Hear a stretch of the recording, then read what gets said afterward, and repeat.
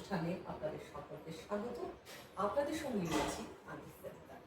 আজকে সুস্থ থেকে অনুষ্ঠানে আমাদের সঙ্গে রয়েছেন general surgeon doctor Kishore Das. নমস্কার কিশোর বাবু, আপনাকে আমাদের স্টুডিও থেকে অনেক স্বাগত। আজকে আমরা শল্য চিকিৎসার জানা অজানা বিভিন্ন বিষয় এবং আরও নানা রোগের কারণ, উপশম ইত্যাদি নিয়ে ওনার সঙ্গে আলোচনা করব। প্রথমেই আমি একটু সংক্ষিপ্তভাবে জানতে চাইবো যে শল্য চিকিৎসা বা সার্জারির যে ইতিহাস এবং প্রেক্ষাপটটা যদি আপনি আমাদের দর্শক শ্রোতা বন্ধুদের বলেন। নমস্কার, আমি ডক্টর কিশোর কুমার দাস, জেনারেল এবং ল্যাপারোস্কোপিক সার্জন। এবং আমি প্রথমে স্টুডিও ত্রিপুরাকে অসংখ্য ধন্যবাদ জ্ঞাপন করছি আমাকে এই অনুষ্ঠানে ডাকার জন্য এবং কিছু বলার জন্য, যে একটা প্ল্যাটফর্ম দিয়েছেন তার জন্য আপনাদেরকে অসংখ্য ধন্যবাদ জানাচ্ছি। দেখুন, শল্য চিকিৎসা বা জেনারেল সার্জারি আজকে থেকে নয়, এটা অনেক বছর আগে থেকেই চালু আছে। ভারতবর্ষে শল্য চিকিৎসার যিনি পিতা, উনি হলেন সুশ্রুতা। ওনাকে প্লাস্টিক সার্জারির জনক বলা হয়। খ্রিস্টপূর্ব 500 থেকে 500-600 খ্রিস্টপূর্বাব্দে উনি যে সকল সার্জারি করে গেছেন, ওই সার্জারির ওই প্রথা, কিছু কিছু সার্জারির প্রথা আমরা আজকে পর্যন্ত অনুসরণ করছি। সুশ্রুত সংহিতা বলে একটা উপন্যাস আছে, বই আছে। এই বইয়ে বিভিন্ন ধরনের সার্জিক্যাল প্রসিডিউরস বা শল্য চিকিৎসার যে নিয়ম কানুন, এগুলো যা লেখা আছে তা আজও ফলো করা হয়। এবং ভারতবর্ষ, ইজিপ্ট, গ্রিস এবং চায়না, এই চারটা দেশ হচ্ছে পৃথিবীতে শল্য চিকিৎসার যে উত্থান হয়েছে এই জায়গাগুলি থেকে।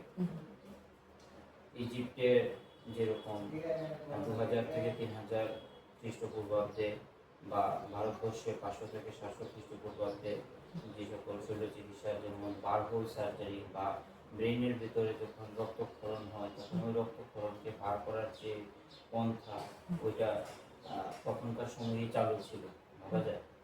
তারপরে ধীরে ধীরে শল্য চিকিৎসার সাথে আরও অনেক জিনিস যুক্ত হতে থাকলো এবং শল্য চিকিৎসার উন্নতি হতে থাকলো।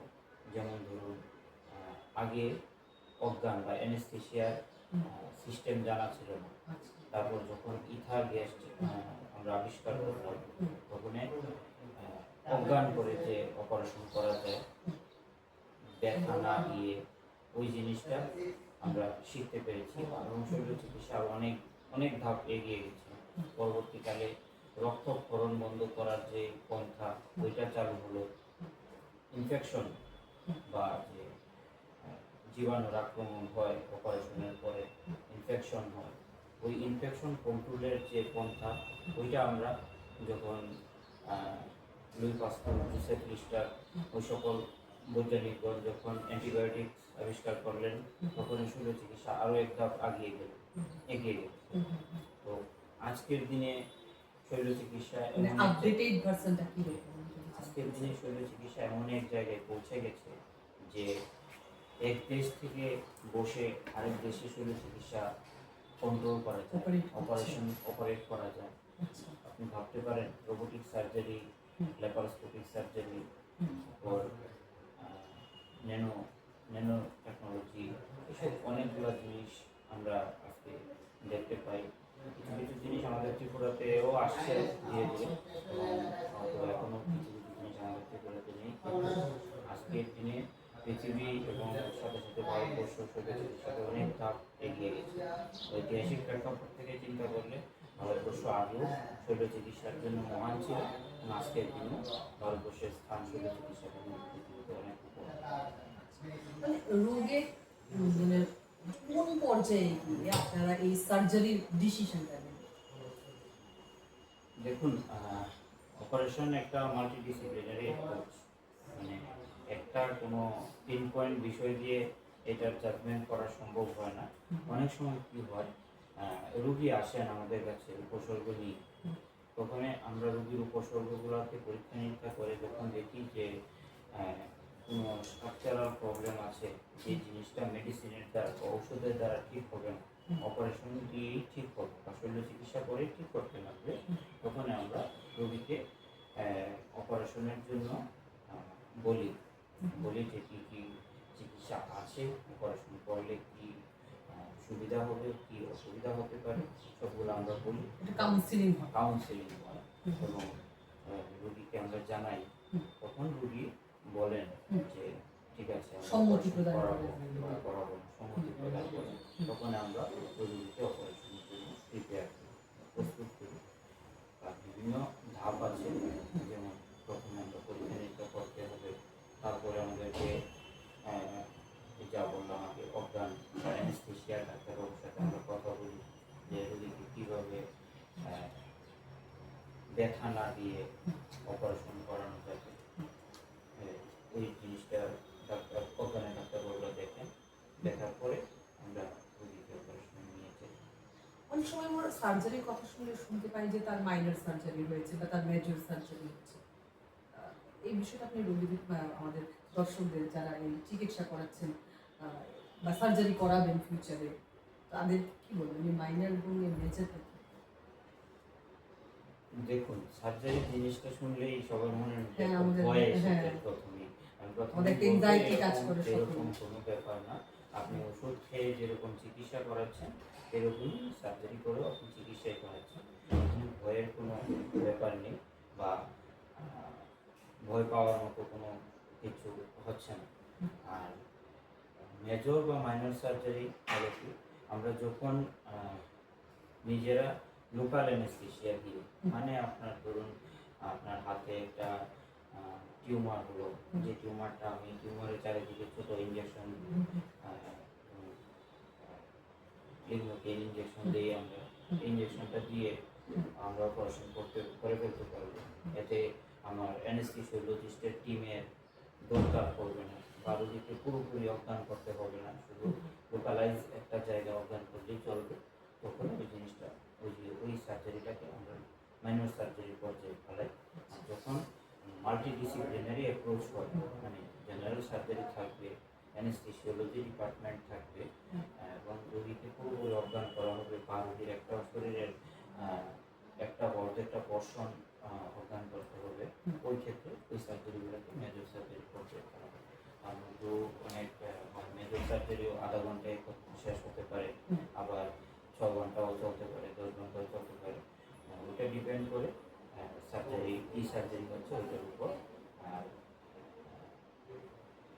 অজ্ঞান শাস্ত্রী বা অ্যানেস্থেসিওলজি ডিপার্টমেন্ট কতটুকু ইনভলভ আছেন নেই, মানে যা বললাম মাল্টিডিসিপ্লিনারি অ্যাপ্রোচ যদি হয় তাহলে ওইটা মেজর সার্জারি করছে। আপনি বলছেন যে সার্জারি বিষয়টা একটা মাল্টিডিসিপ্লিনারি অ্যাপ্রোচ একটা, তাহলে মানে আপনারা যখন রোগী সার্জারি করে থাকেন তখন কীরকম টিম ওয়ার্ক থাকেন, কোন কোন বিষয়ের মানে চিকিৎসকরা থাকেন সেটা শুনে সার্জারি পেশেন্ট আসা থেকে শুরু করে পেশেন্টের অপারেশন শেষ হওয়া পর্যন্ত অনেকগুলো ডিপার্টমেন্ট, অনেকগুলো ডিসিপ্লিন জড়িত বা ইনভলভ থাকতে হয়। যেরকম আমি আপনাকে বলি, আমার কাছে একটা রুগী এলো, ধরুন পিত্তথলিতে পাথর বা গলব্লাডার স্টোন নেই, তো আমার প্রথমেই পাঠাতে হবে পেশেন্টকে রেডিওলজিস্টের কাছে সোনোগ্রাফি করার জন্য, কনফার্ম করার জন্য। রেডিওলজি ডিপার্টমেন্টের ডাক্তারবাবুকে আমি জড়িত করলাম। আমার পাঠাতে হবে ব্লাড টেস্টের জন্য প্যাথোলজিস্ট, মাইক্রোবায়োলজিস্টের কাছে, তাহলে প্যাথোলজি এবং মাইক্রোবায়োলজি ডিপার্টমেন্টে জড়িত হবে এই সার্জারির সাথে। তারপরে যখন পেশেন্ট প্রিপেয়ার হয়ে এলো তখন দরকার পড়লো আমার অ্যানেস্থেসিওলজিস্টের অজ্ঞান করার জন্য, তখন আমার অ্যানেস্থেসিওলজি বা কাউন্সিলিংয়ের জন্য কি কখনো কাউন্সিলিং জেনারেলি বড় বড় সেন্টারে সেপারেট কাউন্সিলার থাকে, তো আমাদের এখানে আমরা এখনো ওই এত বড় অভিজ্ঞতাতে যাই না, আমরা নিজেরাই কাউন্সিলিং করি পেশেন্টের জন্য। অথবা ভবিষ্যতে কাউন্সিলারের ওইটা আমাদের কনসেপ্টটা আমাদের এখানে আসবে, তারপরে আমরা দেখা যাবে। তারপর আমরা অ্যানেস্থেসিওলজিস্টের কাছে পাঠাই, অ্যানেস্থেসিওলজিস্ট থেকে কনসেন্ট আসে, তারপরে আমরা পেশেন্টকে অপারেশন টেবিলে তুলি। এর মধ্যে যদি পেশেন্টের কোনো অন্য কোনো সমস্যা বা উপসর্গ আমরা খুঁজে পাই, যেমন তার কারো শ্বাসকষ্ট আছে বা ব্লাড প্রেশার বেশি আছে, সুগার বেশি আছে, ওই ক্ষেত্রে আমরা মেডিসিনের ডাক্তারবাবুর কাছে পাঠাই ওই উপসর্গগুলোকে কন্ট্রোল করার জন্য। তখন আমরা মেডিসিনের ডাক্তারবাবুকে জড়িত করলাম।